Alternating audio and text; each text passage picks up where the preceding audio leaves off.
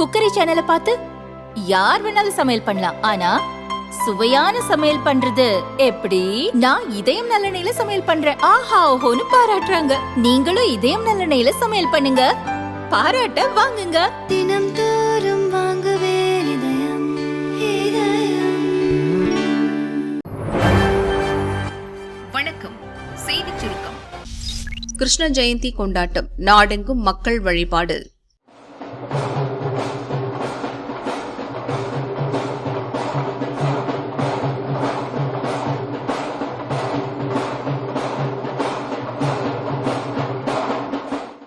இந்து சமூகத்தில் மிகவும் புனிதமான மற்றும் மிக முக்கியமான பண்டிகையான கிருஷ்ண ஜென்மாஷ்டமி இன்று நாடு முழுவதும் சிறப்பாக கொண்டாடப்படுகிறது. மக்கள் அதிகாலை முதல் கோயில்களில் நடைபெறும் சிறப்பு வழிபாடுகளில் கலந்து கொண்டு வழிபட்டு வருகின்றனர்.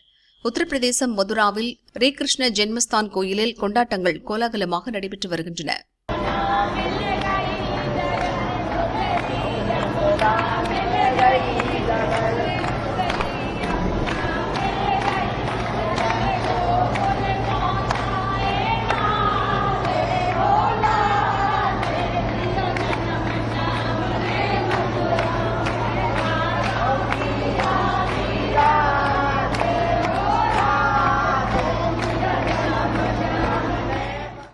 டெல்லி, மும்பை மற்றும் குஜராத்தில் உள்ள இஸ்கான் கோயிலிலும் அதிகாலை சிறப்பு வழிபாடு மற்றும் ஆராதனை நடைபெற்றது. பக்தர்கள் திரளாக கலந்து கொண்டு கண்ணனை வணங்கினர்.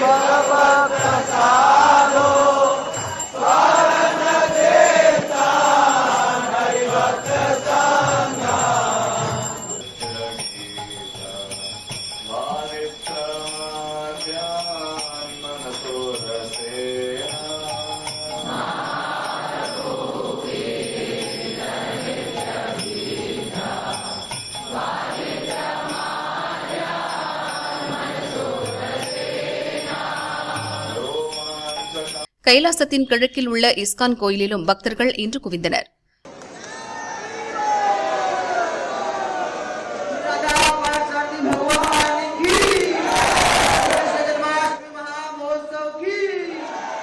அதேபோல் டெல்லி பிர்லா கோயில் என்று அழைக்கப்படும் ஸ்ரீ லட்சுமி நாராயண் கோயிலில் காலை சிறப்பு வழிபாடு நடைபெற்றது.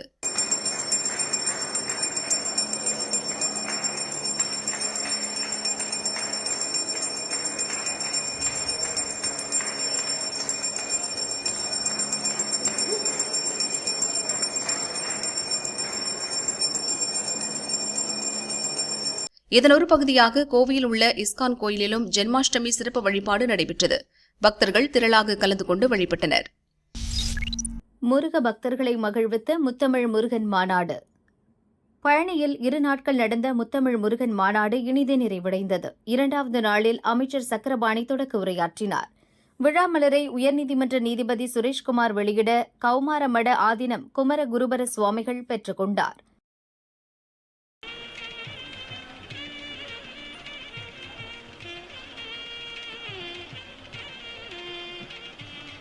பல்வேறு கலை நிகழ்ச்சிகள் நடந்தன.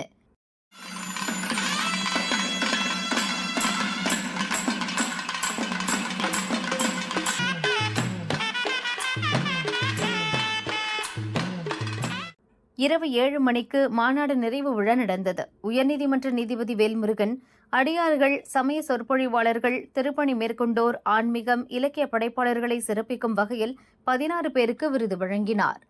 அவனன்றி ஓரணுவும் அசையாதுன்றது தான் எனக்கு தீர்மானமான நம்பிக்கை. அந்த அவன்றது முருகப்பிரான் தான்.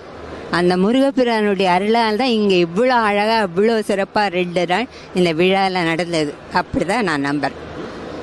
இந்த தேனூர் வரகவி சொக்கலிங்கனார் விருது இந்த உலக முருகபக்தர்கள் மாநாட்டில் இந்த அடியனுக்கு பெறுவது மிக்க மகிழ்ச்சி. மதுரை காமராஜர் பல்கலைக்கழகத்துடைய தொலைநிலை கல்வி துறையிலே பேராசிரியராக இருந்து பணி நிறைவு பெற்றிருக்கிறேன். நான் முதலாக ஆராய்ச்சி செய்தபோது 77 முதல் 85 வரை வண்ணச்சிரவன் தண்டபாணி சுவாமிகளை பற்றி ஆராய்ச்சி செய்தேன். முதலாக ஆராய்ச்சி செய்த காரணத்தால் எனக்கு இந்த விருது வழங்கப்பட்டிருக்கிறது. தொல்காப்பிய பொருளதிகார வழியில் அண்ணாமலை ரெட்டியார் காவடி சிந்து என்னும் ஆராய்ச்சி தலைப்பிற்காகவும் ஆராய்ச்சியை கிட்டத்தட்ட 6 வருடங்கள் செய்ததற்காகவும் கிராமிய கும்மி ஆட்டத்தில் காவடி சிந்தை இன்றளவும் பரப்பி வருவதற்காகவும் எனக்கு இந்த வேளையிலே சென்னிகுளம் அண்ணாமலை ரெட்டியார் விருது வழங்கப்பட்டிருக்கிறது. கிட்டத்தட்ட 66 ஊர்களுக்கு சென்றிருக்கிறேன். 66 ஊர்களிலும் நான் காவடி சிந்து பாடலை கும்மி ஆட்டத்தில் பயிற்றுவித்து வருகிறேன், பாடியும் வருகிறேன் என்பதில் பெருமகிழ்ச்சி அடைகிறேன். குமரூர் சாமிகள் விருது எனக்கு வழங்கப்பட்டிருக்கிறது. குமரூர் சாமிகள் 16 பிரபந்தங்களை அவர்கள் வெளியிட்டிருக்கிறார்கள். அந்த 14 பிரபந்தங்களை ஆய்வு பண்ணி நான் முனைவர் பட்டம் பண்ணேன். அவர்கள் ஒரு நூலில் கந்தர்கழி வான்பாவை எடுத்து நான் எம்ஃபில் பட்டம் பண்ணேன். இதுக்கெல்லாம் மூல காரணமாக இருந்தவங்க எங்கள் காசி திருமணம், திருப்பனந்தாள் சொந்த ஊர் எனக்கு. அந்த திருமணத்தை சார்ந்த தமிழ் கல்லூரியில் தான் நான் படித்து புலவர் படித்து முனைவர் பட்டம் வரைக்கும் வந்தேன். அதனால் இந்த விருதை வாங்கிறதுக்கு எங்களை தகுதியாக்கிய எங்கள் குருமகா சன்னிதானம், தர்மயாதீனம் குருமகா சன்னிதானமும் மற்ற சைவ ஆதீன குருமார்களுக்கும் எங்களுடைய பணிவான வணக்கத்தை தெரிவித்து அவர்களுக்கு நன்றி தெரிவிக்கின்றோம். முத்தமிழ் முருகன் மாநாடு நினைவாக பழனியில் வேல் நிறுவுதல், பழனி கோயிலுக்கு தைப்பூசம், பங்குனி உத்திர திருவிழா காலங்களில் பாத யாத்திரையாக வரும் பக்தர்களுக்கான அன்னதானம் திட்டத்தை விரிவுபடுத்துதல் உள்ளிட்ட 21 தீர்மானங்கள் நிறைவேற்றப்பட்டன. பக்தர்களின் முருகா கோஷங்களுடன் மாநாடு நிறைவு பெற்றது. பக்தர்கள் அனைவருக்கும் முருகனின் ராஜ அலங்கார படம், திருநீறு, குங்குமம், 200 கிராம் பஞ்சாமிர்தம், கந்தசஷ்டி புத்தகம், லட்டு, முறுக்கு என 10 பொருட்கள் அடங்கிய பிரசாத பைகள் வழங்கப்பட்டன. கண்காட்சி அரங்கம் மக்கள் பார்வையிடும் வகையில் ஆகஸ்ட் 30 வரை தினமும் காலை 8:30 முதல் இரவு 7:30 மணி வரை திறந்திருக்கும். ரகசிய சர்வே. விஜய் வந்தால் திமுக ஓட்டு என்ன ஆகும்? சத்தமில்லாமல் ஸ்டாலின் ரகசிய பிளான். நடிகர் விஜய் புதிய கட்சி துவங்கியது திமுக ஓட்டு வங்கியை பாதிக்குமா என்ற சந்தேகம் முதல்வர் ஸ்டாலினுக்கு எழுந்துள்ளது. ஏற்கனவே லோக்சபா தேர்தலுக்கு முன் திமுக கூட்டணியின் வெற்றி வாய்ப்பு குறித்து உளவுத்துறை மூலமாக ரகசிய சர்வே நடத்தினார். அப்போது கூட்டணியின் வெற்றி வாய்ப்பு, கட்சி ஆட்சியில் செய்ய வேண்டிய மாற்றங்கள் பற்றி கருத்து கேட்கப்பட்டது. அந்த சர்வே முடிவில் புதுச்சேரி உட்பட 40 தொகுதிகளிலும் திமுக கூட்டணி வெற்றி பெற வாய்ப்புள்ளது என தெரிவிக்கப்பட்டது. அதன்படியே 40 தொகுதிகளிலும் திமுக கூட்டணி வெற்றி வாகை சூடியது. ஆனாலும் இந்த வெற்றியை கொண்டாட முடியாத அளவுக்கு தமிழகம் முழுவதும் சட்டம் ஒழுங்கு உள்ளிட்ட பல்வேறு பிரச்சினைகள் தலை தூக்கின. சட்டம் ஒழுங்கை சீர்படுத்த போலீஸ் அதிகாரிகளை மாற்றியதுடன் அவர்களுக்கு முழு அதிகாரமும் கொடுக்கப்பட்டது. தமிழகம் முழுவதும் நிறைய ரவுடிகள் கைது செய்யப்பட்டு சிறையில் அடைக்கப்பட்டுள்ளனர். அதே நேரத்தில் மத்திய அரசுடனும் இணக்கமான போக்கு இல்லை. மத்திய அரசுடன் இணக்கமாக செல்லுங்கள் என பல தரப்பிலும் வந்த யோசனையை முதல்வர் ஸ்டாலின் ஏற்றார். அதன்படி மத்திய அரசுடன் நல்லுறவை ஏற்படுத்தும் முயற்சியில் திமுக களமிறங்கியது. இதன் பலனாக கருணாநிதி நூற்றாண்டு நினைவு நாணய வெளியீட்டு விழா அமைந்தது. விழாவில் பங்கேற்ற ராணுவ அமைச்சர் ராஜ்நாத் சிங் மறைந்த கருணாநிதிக்கு பாராட்டு மழை பொழிந்தார். இது மத்திய மாநில அரசுகளை கடந்து திமுக பாஜக இடையே மேலும் இணக்கத்தை ஏற்படுத்தியது. சித்தாந்த ரீதியில் இருதரப்பும் எதிரெதிர் முனையில் நின்று அரசியல் செய்யும் போது இதெல்லாம் நாகரிகமா என்று அரசியல்வாதிகள் சிலரே கேள்வி எழுப்பினர். கூட்டணி கட்சிகளில் இருந்தும் முணுமுணுப்பு கிளம்பியது. இப்போது முதல்வர் ஸ்டாலின் மீண்டும் ஒரு ரகசிய சர்வே எடுக்க விரும்பினார். தமிழக சட்டம் ஒழுங்கு நிலைமை, பாஜகவுடன் திமுக இணக்கம் காட்டுவது பற்றி மக்கள் என்ன நினைக்கின்றனர்? உதயநிதிக்கு துணை முதல்வர் பதவி வழங்குவதை மக்கள் விரும்புகின்றனரா உட்பட பல கேள்விகள் மக்கள் நாடி துடிப்பை அறியும் வகையில் கேட்கப்பட்டுள்ளன. இது தவிர நடிகர் விஜயின் அரசியல் பிரவேசம் திமுக ஓட்டு வங்கிக்கு பாதிப்பு ஏற்படுத்துமா என்றும் கேட்கப்பட்டுள்ளது. இதில் மக்கள் அளித்த பதில்கள் அடிப்படையில் அறிக்கை தயாரிக்கப்பட்டு முதல்வர் ஸ்டாலினிடம் சமர்ப்பிக்கப்பட்டுள்ளது. தொழில் முதலீடுகளை ஈர்ப்பதற்காக அமெரிக்கா செல்லும் ஸ்டாலின் 15 நாட்களில் தமிழகம் திரும்ப உள்ளார். அதன்பின் சர்வேயில் கிடைத்த தகவல்கள் மீண்டும் ஒருமுறை முழுமையாக ஆய்வு செய்யப்படும். பிறகு ஆட்சியிலும் கட்சியிலும் தேவையான மாற்றங்களை செய்வார் என்று கூறப்படுகிறது. இதற்கிடையில் ஒரு சில சர்வே முடிவுகள் திமுக வட்டாரத்தில் கசிந்துள்ளது. அதன்படி பார்த்தால் நடிகர் விஜய் 10% ஓட்டுகள் வரை பெற வாய்ப்புள்ளது. தீவிரமாக களமிறங்கினால் இன்னும் 2% ஓட்டுகளை கூடுதலாக பெறலாம். விஜயும் திமுகவையும் அரசின் செயல்பாடுகளையும் விமர்சித்துத்தான் அரசியல் செய்வார். இருந்தாலும் அது திமுக ஓட்டு வங்கியை பெரிதாக பாதிக்காது.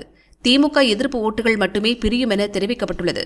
கூடவே திமுக பாஜக இடையே இணக்கமான போக்கு தேவை.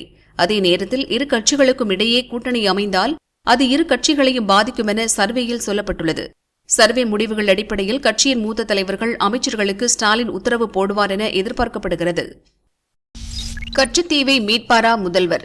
விளக்கம் கேட்கிறார் முத்தரசன். தமிழக மீனவர்கள் கைது செய்யப்படுவதும் படகுகள் பறிமுதல் செய்யப்படுவதும் தொடர்கதியாகி வருவதாக இந்திய கம்யூனிஸ்ட் கட்சியின் மாநில செயலாளர் முத்தரசன் கூறினார். நட்பு நாடான இலங்கையுடன் பேசி மீனவர்கள் தாக்கப்படுவதை தவிர்க்க வேண்டும்.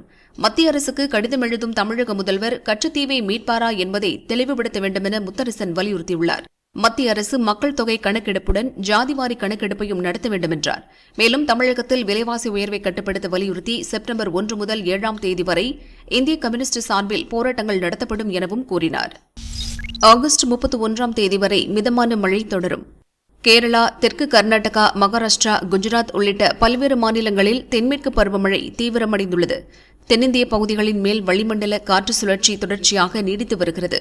இதன் காரணமாக தமிழகத்தில் ஒரு சில இடங்கள் மற்றும் புதுச்சேரியில் இன்று இடி மின்னலுடன் மிதமான மழை பெய்ய வாய்ப்புள்ளது. வரும் 31 வரை இதே நிலை தொடர வாய்ப்புள்ளது. மன்னார் வளைகுடா, தென் தமிழக கடலோரப் பகுதிகள், குமரிக்கடல் பகுதிகளில் வரும் 29 வரை சூறாவளி காற்று வீசலாம். வடக்கு ஆந்திர கடலோர பகுதிகள், தென்மேற்கு, தென்கிழக்கு, மத்திய மற்றும் வடமேற்கு வங்கக்கடல் பகுதிகளில் இன்று சூறாவளி காற்று வீசக்கூடும் என்பதால் மீனவர்கள் இப்பகுதிகளுக்கு செல்ல வேண்டாம் என சென்னை வானிலை ஆய்வு மையம் எச்சரித்துள்ளது. 47 யானை, 5 புலிகள் இறப்பு. விஷம் வைத்து கொலையா? தமிழகத்தில் யானைகள் எண்ணிக்கை 3063ஆகவும் புலிகள் எண்ணிக்கை 306ஆகவும் உயர்ந்துள்ளது. ஆனால் கடந்த 8 மாதங்களில் நீலகிரி மாவட்டம் முதுமலையில் 16 யானைகள், கோவை மாவட்டத்தில் 14 யானைகள், ஈரோடு சத்தியமங்கலத்தில் 9 யானைகள் உட்பட 47 யானைகள் இறந்துள்ளன. இதில் 4 யானைகள் மட்டுமே மனிதர்களால் கொல்லப்பட்டன என வனத்துறை அறிக்கையில் கூறப்பட்டுள்ளது. இதேபோல் கடந்த 8 மாதங்களில் 5 புலிகள் இறந்துள்ளன. 1 நெல்லையிலும் 4 புலிகள் நீலகிரியிலும் இறந்துள்ளன. அதில் நீலகிரி மாவட்டம் கூடலூர் பகுதியில் 2 புலிகள் விஷம் வைத்து கொல்லப்பட்டது முதற்கட்ட விசாரணையில் தெரியவந்துள்ளது. தேசிய புலிகள் ஆணைய மேற்பார்வையில் இதற்கான விசாரணை நடந்து வருவதாக கூறப்படுகிறது. யானைகள், புலிகள் எண்ணிக்கை உயர்ந்தாலும் இறப்புகளின் எண்ணிக்கை கவலை அளிப்பதாக உள்ளது. புலிகள் காப்பகத்தை ஒட்டிய பகுதிகளில் தங்கள் கால்நடைகளை புலி வேட்டையாடினால் விவசாயிகள் அதிருப்தி அடைகின்றனர். புலி வேட்டையாடி பதுக்கி வைத்துள்ள கால்நடைகளின் உடலில் விஷத்தை சேர்த்து விடுகின்றனர். இது புலிகள் இறப்புக்கு காரணமாகி விடுகிறது. எனவே காட்டு விலங்குகளால் வளர்ப்பு கால்நடைகள் இறப்புக்கு உள்ளானால் விவசாயிகளுக்கு அரசு இழப்பீடு வழங்கினால் இதுபோன்ற நிகழ்வுகளை தடுக்கலாம் என ஆர்வலர்கள் தெரிவித்தனர். போலி பேராசிரியர் விவகாரம். 900 பேராசிரியர்களுக்கு வாழ்நாள் தடை. தமிழகத்தில் செயல்பட்டு வரும் தனியார் பொறியியல் கல்லூரிகள் அண்ணா பல்கலைக்கழகத்தில் இணைப்பு அங்கீகாரம் பெறுவதற்காக தங்கள் கல்லூரிகளில் பணியாற்றாத பேராசிரியர்களை போலியாக கணக்கு காட்டியதாக புகார் எழுந்தது. இது தொடர்பாக அறப்போர் இயக்கம் வெளியிட்ட குற்றச்சாட்டில் தமிழகத்தில் இயங்கி வரும் 224 தனியார் சுயநிதி கல்லூரிகளில் 353 பேராசிரியர்கள் ஒன்றுக்கும் மேற்பட்ட கல்லூரிகளில் ஒரே நேரத்தில் பணிபுரிவது போல் கணக்கு காட்டப்பட்டிருப்பதாக ஆதாரத்துடன் தெரிவித்தது. இந்த முறைகேட்டால் மாணவர்களுக்கு தரமான பொறியியல் கல்வி கிடைப்பது கேள்விக்குறியாகியுள்ளது எனவும் முறையிட்டது. சம்பந்தப்பட்ட கல்லூரிகளுக்கு அண்ணா பல்கலைக்கழகம் சார்பில் நோட்டீஸ் அனுப்பப்பட்டது. மேலும் இது தொடர்பாக விசாரணை நடத்த 3 குழு அமைக்கப்பட்டது.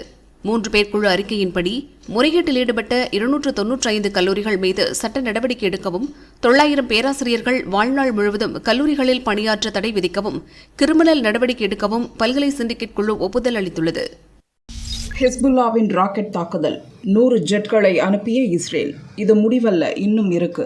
இஸ்ரேல் காசாவின் ஹமாஸ் இயக்கம் இடையே ஏற்கனவே போர் நடக்கிறது. இச்சூழலில் லெபனானின் ஹிஸ்புல்லா அமைப்பு இஸ்ரேல் மீது தாக்குதலை தீவிரப்படுத்தியுள்ளது. இதனால் மத்திய கிழக்கு பகுதியில் பதட்டம் அதிகரித்துள்ளது. ஹிஸ்புல்லாவின் கமாண்டர் ஃபாத் ஷுக்குர் கொல்லப்பட்டதற்கு பழிவாங்கவே இஸ்ரேல் மீது தாக்குதல் நடத்தப்படுவதாக ஹிஸ்புல்லா கூறியுள்ளது. ஞாயிறன்று இஸ்ரேலின் ராணுவ தளங்களை குறிவைத்து ஹிஸ்புல்லா ராக்கெட் தாக்குதல் நடத்தியது. சுமார் 300க்கும் மேற்பட்ட ராக்கெட்டுகள் மற்றும் ட்ரோன்களை இஸ்ரேலின் அயன் டோம் எனப்படும் வான் பாதுகாப்பு அமைப்பு அவற்றை நடுவானில் இடைமறித்து அழித்தது. இஸ்ரேல் பதில் தாக்குதல் நடத்தியது.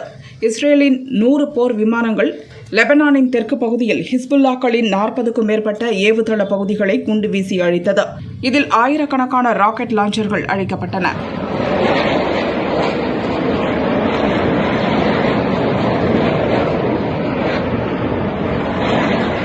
இஸ்ரேலின் வடக்கு மற்றும் மத்திய பகுதிகளை குறிவைத்து ஹிஸ்புல்லாக்கள் மிகப்பெரிய தாக்குதலுக்கு திட்டமிட்டிருந்தனர். அதை முன்கூட்டியே கண்டறிந்து தாக்குதல் நடத்தினோம் என இஸ்ரேல் ராணுவம் கூறியது.